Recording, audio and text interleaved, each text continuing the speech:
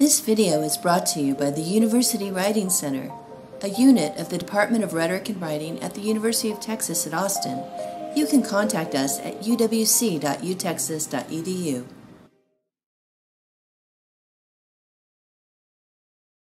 Hi, I'm Jamie Garner, and welcome to another video by the University of Texas at Austin's University Writing Center Grad Services. Today we're going to talk about what is one of my favorite topics, and that is metadiscourse.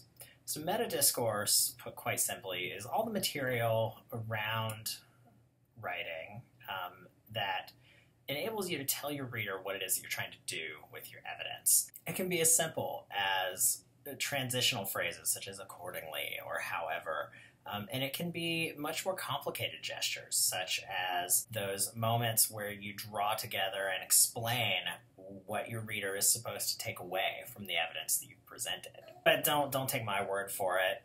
Let's hear from the experts on metadiscourse, Ken Hyland and Polly Seh, who they describe it as metadiscourse is, quote, the self-reflective linguistic material referring to the evolving text and to the writer and imagined reader of the text. They help your reader make sense of why the evidence makes sense. And they're also the moves that transform your prose from bland and boring to interesting by inserting you as the writer and your perspective into the argument. So what does good metadiscourse look like? Well, I like to explain this during Writing Center consultations by saying, imagine I give you all the ingredients for a chocolate cake.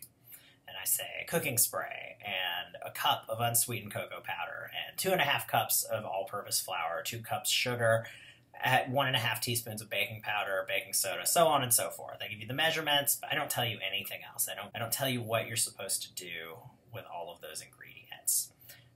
And I tell you, bake it at 350 degrees, and what you get when it is just a total mess. Nobody wants to eat it. Without those instructions, without telling you that what you have to do is you have to preheat the oven, and you want to grease your pans, and you want to whisk your dry ingredients and your wet ingredients together. If I give you all those ingredients without telling you what to do with them, then you're not going to know how to actually make a cake. You're not going to be able to make sense of this recipe. And metadiscourse works the same way. As Hyland writes, with the judicious addition of metadiscourse, a writer is able to not only transform a dry, difficult text into coherent, reader-friendly prose, but also relate it to a given context and convey his or her personality, credibility, audience sensitivity, and relationship to the message. There are many, many forms that metadiscourse can take, like I mentioned at the beginning of the video, but for the purposes of this project, I'll just talk about some of the examples that Hyland and Seh designate. So they have in there one of their more famous articles. They have this chart, this model of metadiscourse in academic texts. And these happen across academic texts, whether you're writing in the humanities or whether you're writing in the social sciences or the hard sciences, whatever. You'll see these moves that writers use. Hyland and Seh designate 2 major categories of metadiscourse, what they call interactive resources and interactional resources. Interactive resources guide your reader through the text, moving them from one idea to the next. They help establish the kind of logical structure of your ideas and show your reader the relationships between those elements. Interactional resources invite the reader's participation in the argument. These are the moves that kind of get your personality and your position in the text. So if we look at their chart, for instance, you'll see transitions such as in addition or thus under interactive resources. And these are the moves where, say you give one piece of evidence and you want to follow it up with another, you might say in addition, and what that does is that elaborates on the example you've given.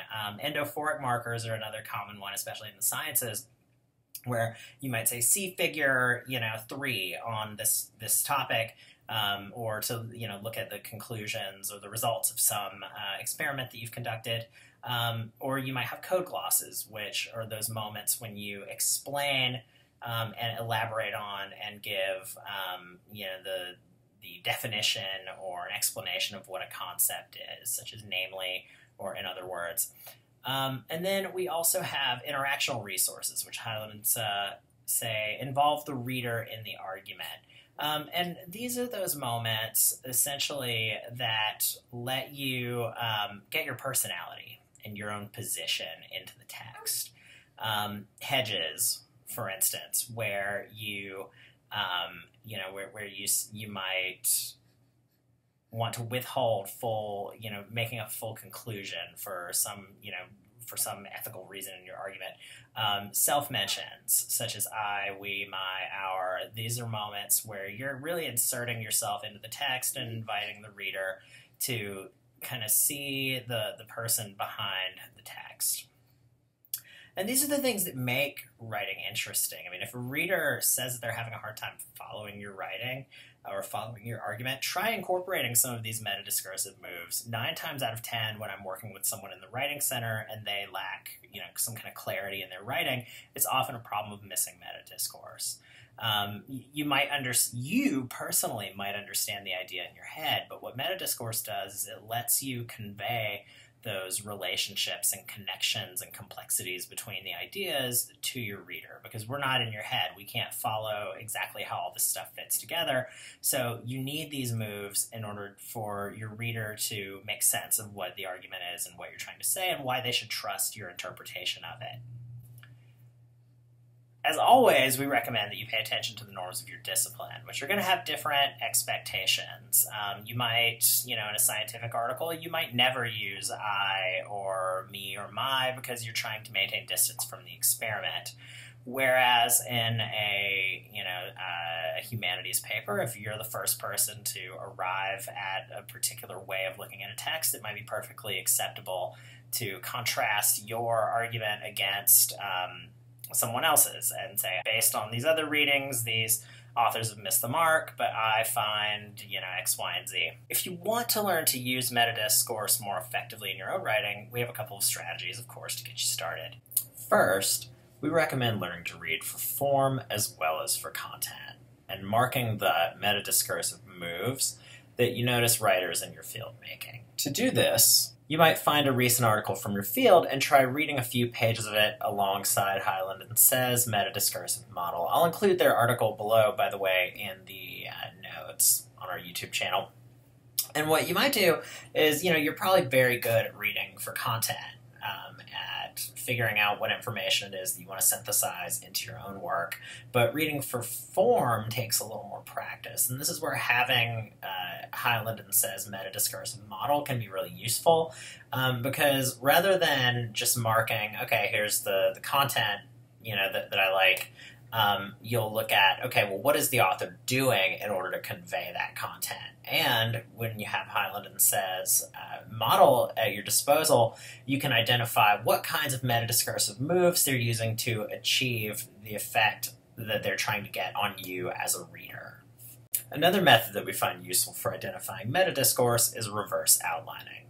Reverse outlining entails literally what it sounds like, making an outline backwards. So normally when you outline, you're sort of coming up with a vision of what the paper is going to look like from start to finish. With reverse outlining, you make an outline of what's actually on the page.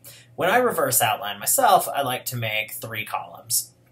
In the first column, I'll write, for each paragraph, what's actually there. What are the main points I'm making? In the second column, I'll write what I intended to achieve. And then in the third column, I will write what seems to not be coming through by comparing those first 2 columns, what's missing. And most of the time, the answer, even though I might have a strong handle on my evidence or the story I'm trying to tell or the argument I'm making, it's a problem of metadiscourse. And what I've found is that taking a model like Highland and Says and using it alongside my revision really gives me a clear sense of, what's not yet coming through to the reader. And once you can identify that, you're well on your way to making a text that's not just clear, as we said earlier, in your head, but it's also clear on the page.